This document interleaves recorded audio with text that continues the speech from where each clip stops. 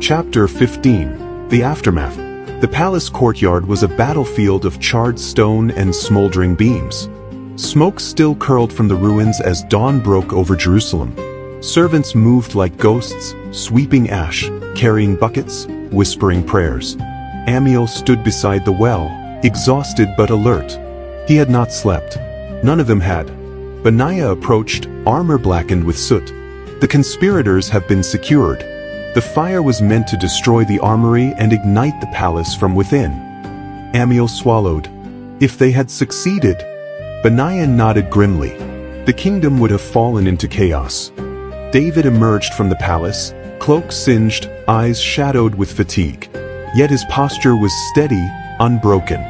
"Gather the council," he commanded. "We must address the people." Ammiel followed him, heart pounding. He sensed this moment would shape the kingdom. Chapter 16. The king speaks to Israel. By mid-morning, the courtyard outside the palace was filled with citizens, farmers, merchants, soldiers, elders, mothers with children on their hips. Fear hung in the air like fog. David stepped onto the platform, raising his hands for silence.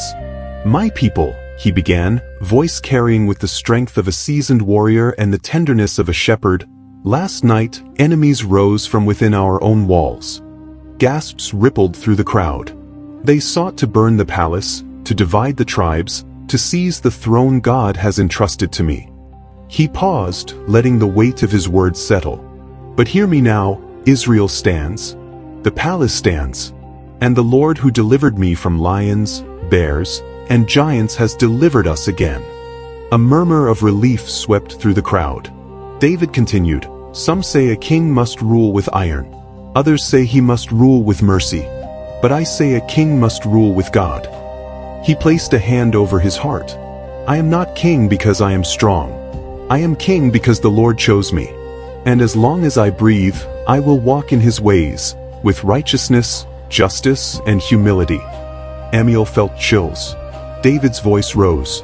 "Let every tribe know, rebellion will not be tolerated. But neither will oppression. We will be a kingdom of truth, a kingdom of integrity, a kingdom that honors God." The crowd erupted in applause, shouts of praise, tears of relief. Ammiel watched, awestruck. This was kingship, not the throne, not the crown, but the heart. Chapter 17. The King and the Boy. Later that day, David summoned Ammiel to the Hall of Records. The room was quiet, lit by soft lamplight. Scrolls lay open on the table, treaties, decrees, psalms. David gestured for Ammiel to sit. "You have seen much for one so young," he said. "Fire, treachery, judgment, mercy." Ammiel nodded.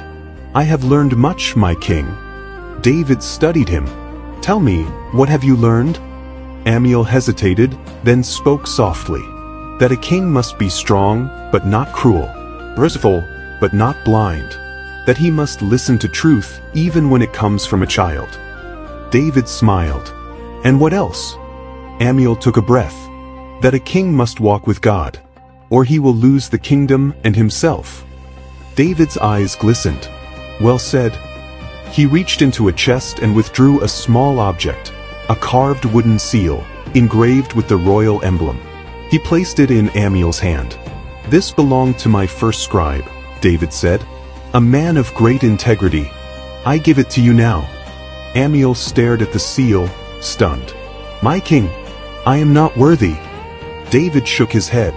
"Worthiness is not measured by age or rank. It is measured by faithfulness." He placed a hand on Ammiel's shoulder. "You have been faithful." Ammiel bowed his head, overwhelmed. Chapter 18. The Shadow of the King. That night, Ammiel walked through the quiet palace corridors, the seal warm in his hand. He passed the throne room, the armory, the courtyard where flames had raged. He paused at the rooftop garden. David stood there alone, gazing at the stars. Ammiel approached quietly. "My king." David turned, smiling. "Ammiel, come." They stood side by side, looking out over Jerusalem, the city of David, the heart of Israel. "Do you know why I come here?" David asked. Ammiel shook his head. Because up here, I remember that I am small, that God is great, and that the kingdom is his, not mine." Ammiel nodded slowly. David continued, "A king must never forget that he is a servant first. A servant of God. A servant of the people." He looked at Ammiel. "And you will help me remember." Ammiel's breath caught. "Me?" David nodded. "You see what others miss. You hear what others ignore. You speak truth without fear." He smiled. "You are my shadow, not to hide me, but to keep me in the light." Ammiel felt tears fill his eyes. "I will serve you with all my heart, my king." David placed a hand on his shoulder. "And I will teach you all I know." They stood together in silence, the wind carrying the scent of cedar and the distant hum of the city. A king and a boy, a shepherd and a scribe, a ruler and his shadow, bound not by power but by purpose, not by fear but by faith, not by throne but by truth. Epilogue: The Legacy of Truth. Years later, when Ammiel became chief scribe of Israel, people often asked him, "How did you learn the ways of the palace? The protocols? The secrets of kingship?" Ammiel would smile and answer, "I learned by watching a king who walked with God." And when they asked him, "What is the greatest duty of a king?"